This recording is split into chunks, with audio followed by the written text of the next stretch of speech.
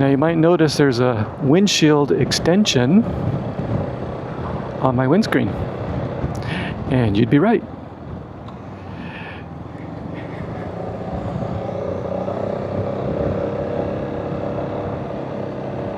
Okay, so it looks like my navigation caught up to where I want to go. So this windscreen extension, I've noticed right around 50 miles per hour, it gets a lot of noise on the helmet, a lot of wind noise on the helmet. You know, it's just that shh sound, right? That high-pitched screeching wind passing the helmet noise. And I put this on, and you know what? I don't hear it anymore. It really did work. It really did work. Now, there's still wind noise, and there's still some wind buffeting and such. And I really kind of got it for wind buffeting. But I didn't really feel it on my helmet, but I did at least hear it, and it solved that problem, which is very exciting. I'm glad it solved that problem. Now, as far as buffeting goes, I do feel it on my sleeves, on my arms a bit. So I don't know if I could put it on the side of the windscreen, maybe something. I don't want to get too ridiculous though. But for now, it's not bad. And with that wind noise, I'd surely have to wear earplugs. That would solve it too, but am I always going to wear earplugs? With this screen, it is better. So, which I don't really,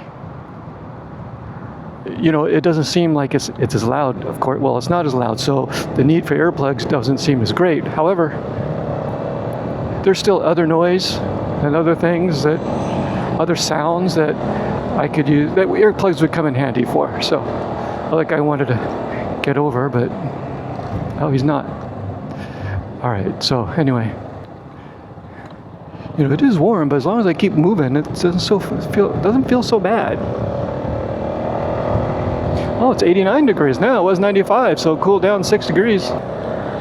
So happy about that. So I got my windscreen, and which is a big help. And I have the shock absorbers adjusted, which is also a big help. You know, I'm going to Imperial Highway. There's a big hill right there. I didn't really want to go that way. So I'm going to turn around. The navigation probably routed me to the right place, but I don't really want to hit that big hill. But the bike can do it. It's just, I don't want to put too much strain on the engine at the moment. Now, as far as this windscreen goes, I was concerned about a couple things, because the way it attaches to the windscreen, those black knobbies right there, are they going to feel intrusive? Are they going to feel like they're blocking the view or something? And you know what? No, they're okay. But I'm not really noticing it. Now, I'm not allowing myself really to be concerned with it. One thing is, all the extension things that I saw, they all have something similar. And I didn't have to put these together. I just had to, there's some that are similar, but you had to put the things together and then put them on. This one, you just had to put them on. They were already put together. So that's good. Ooh, it's a little cooler up here. Oh, 86, cooling down.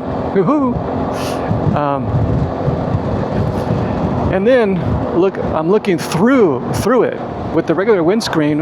You know, it does maneuver up and down on this Xmax. It's all the way up. And some reviews say, "Oh yeah, it's not clear. It's kind of blurry." Well, you know what? This is actually not bad. It's actually not bad. It's not. I mean, it's not the most clear, but it's not clear. And I'm okay with it so far. I like not having all that noise